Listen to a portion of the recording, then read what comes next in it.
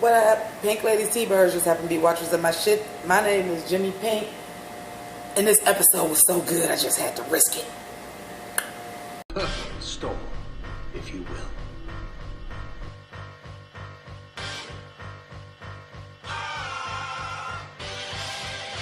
I came in the door.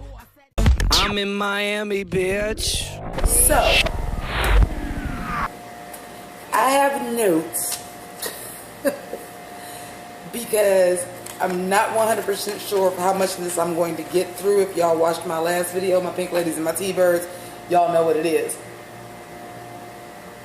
But this shit was so fucking fire, y'all. Like, oh my God.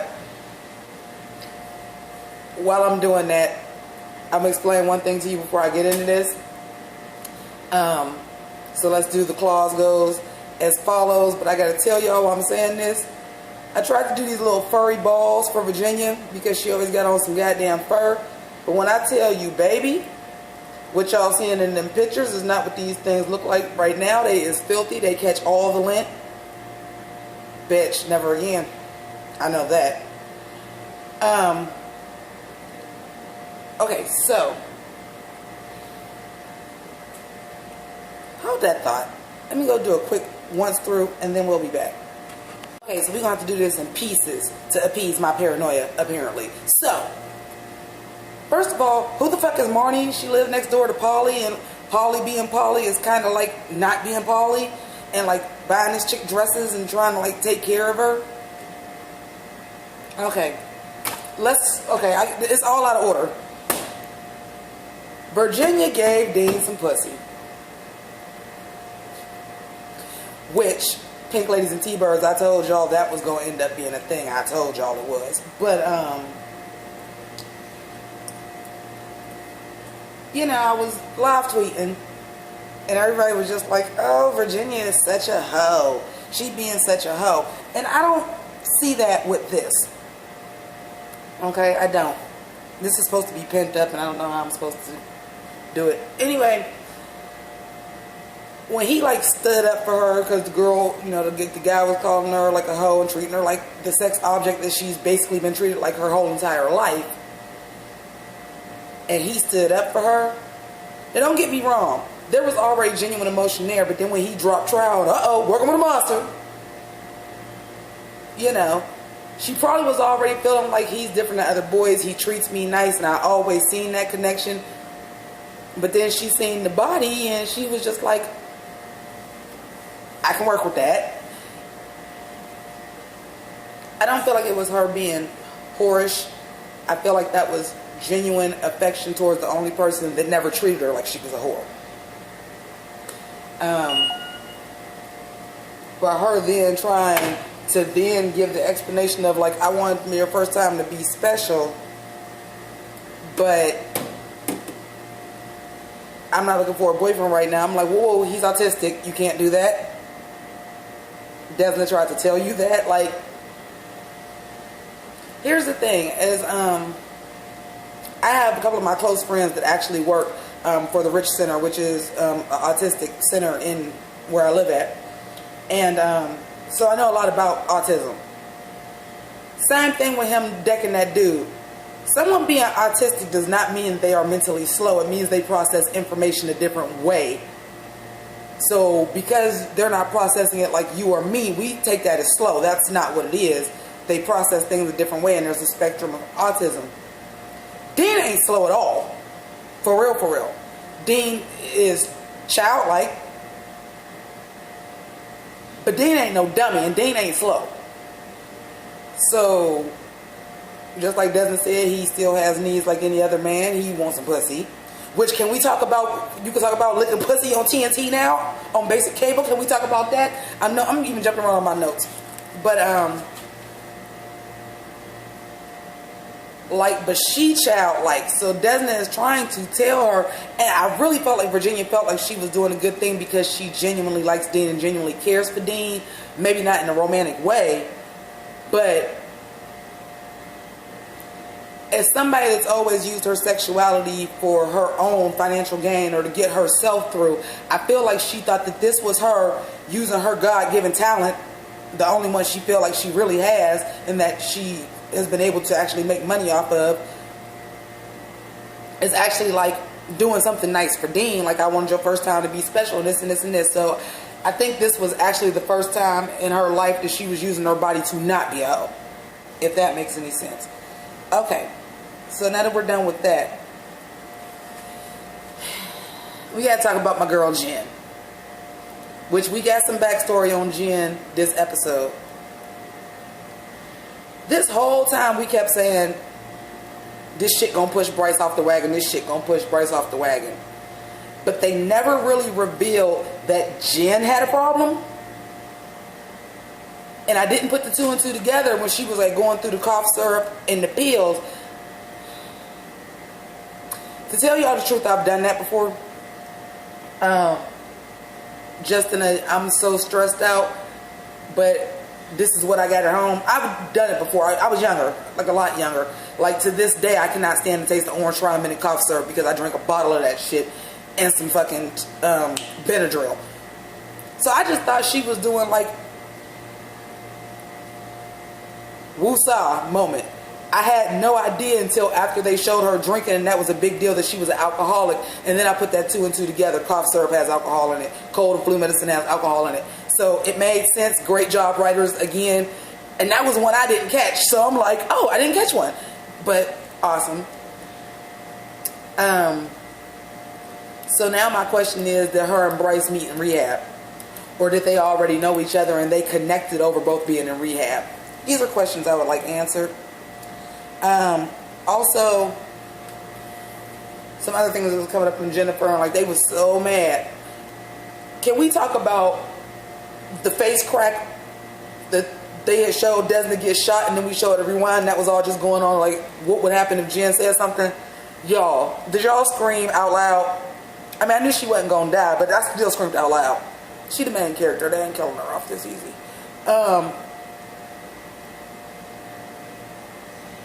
But I kept seeing a lot of people like, no, you got to get rid of Jen because Jen ain't ride or die.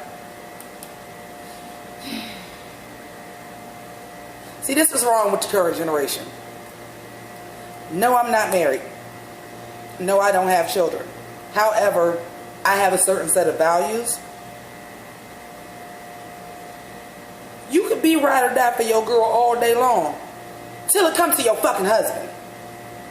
Let's just get that out. So let's not make like Jen was doing oh so wrong. Jen is in an impossible position between her best friend and her husband. That is an impossible position. That is a position that nobody wants to fucking be in.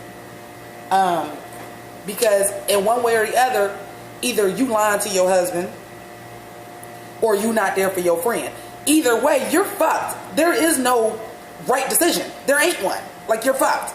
So you can't say, oh, she ain't ride or die for Desna, because she really should be ride or die for her husband. But at the same time, she is ride or die for Desna because she keeping her secret and lying to her husband. That's a position you don't want to be in. So y'all can have all that.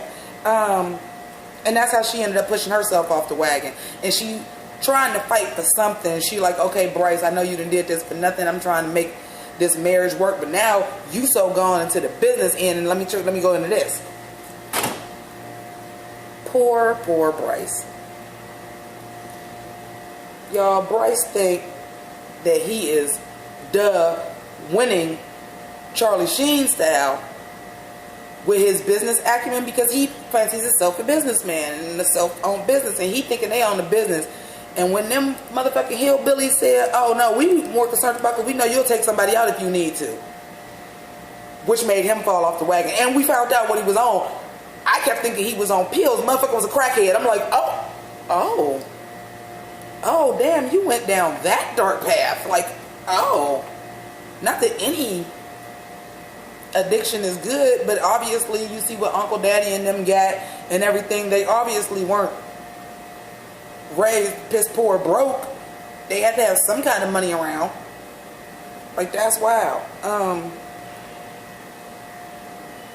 I'm going to do a quick pause for my own insecurities, and we'll be back in a sec.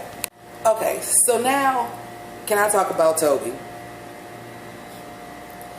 Who is full-fledged transgender now. And how Desna convinces him to take over nail artisans so that He can launder the money. She talks Uncle Daddy into it too. All good.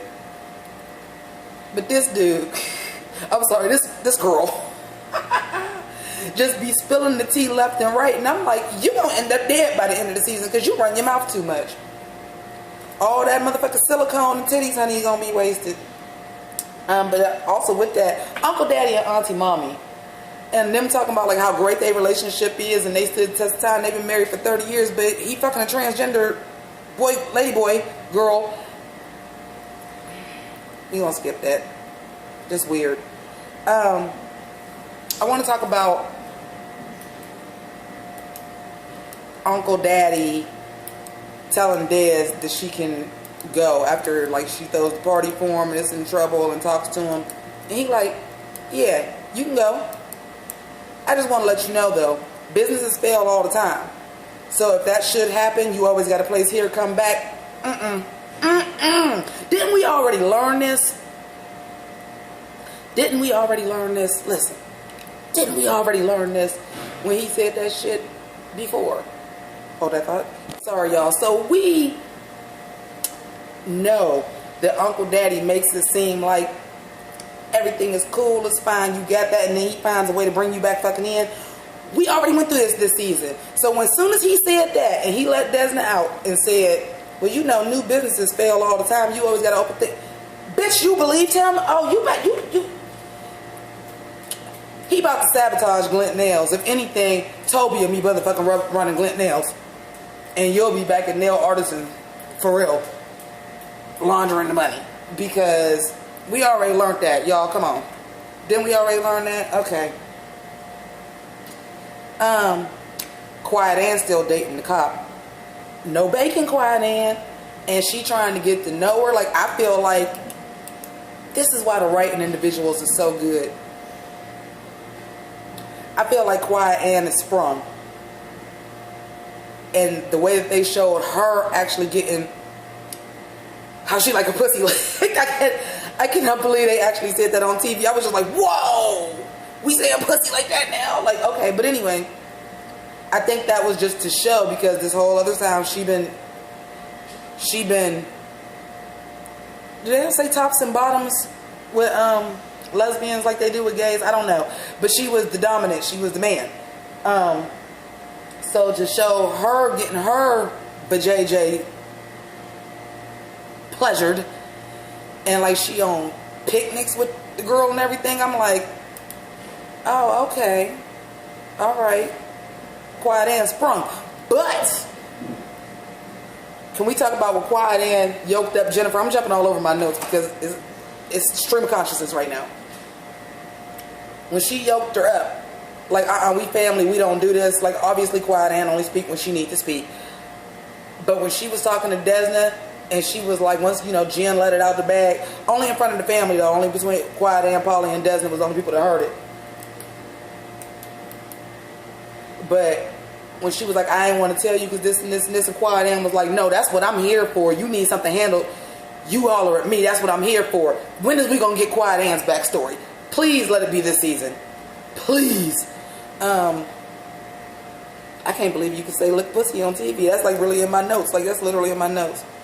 I said about the Bryce thinking he's a good businessman. That hillbilly bitch. That one with the stutter. That seen Desna and was like, oh, I'm about to get me a piece of that sweet potato pie. I'm like, ooh. Like, roller is one thing. Far be it from me to say, I don't discriminate. Do I prefer black men? Yes. Preferably I would say bisexual. Not preferably bisexual. Preferably biracial. But I do white boys. I do. Not that kind. I'm like, oh, not this Duck Dynasty motherfucking Leonard Skinner fucking rocking out the Freebird motherfucking. No. Hell no. So, can we get into this art show? Because I just have Roller and Virginia and Dean at the same art show. And Roller got out. And can I say Roller was looking like a snack without like all the fake ghetto clothes and the gold fronts? I was like, Roller, you kind of looking like a snack right now. That's my kind of white boy. I'm like, oh, you looking like a snack. But anyway,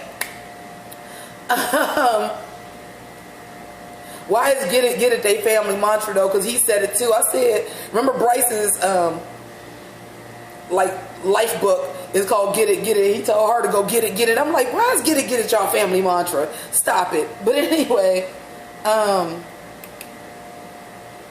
trying to see where the rest of it is in my notes because I covered a lot of this already.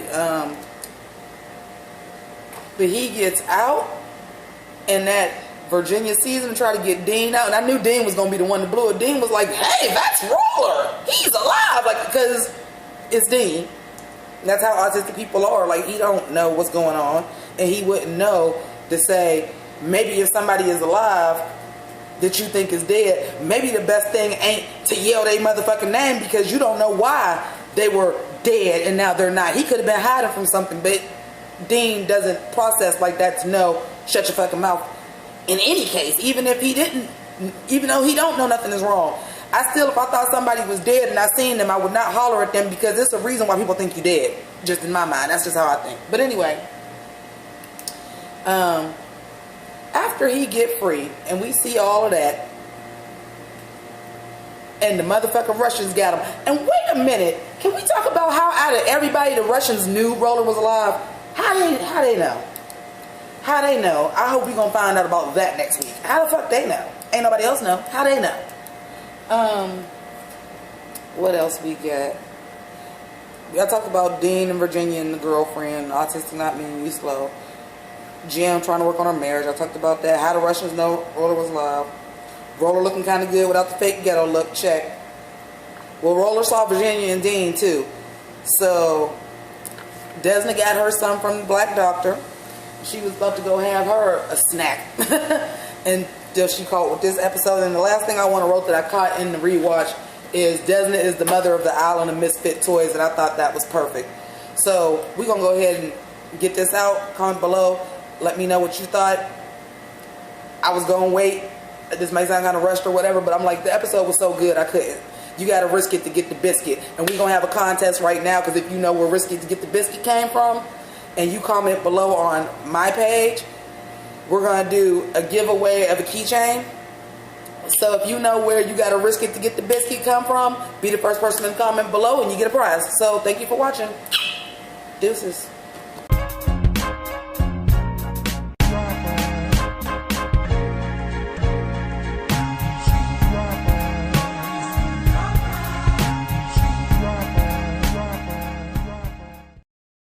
Storm, if you will.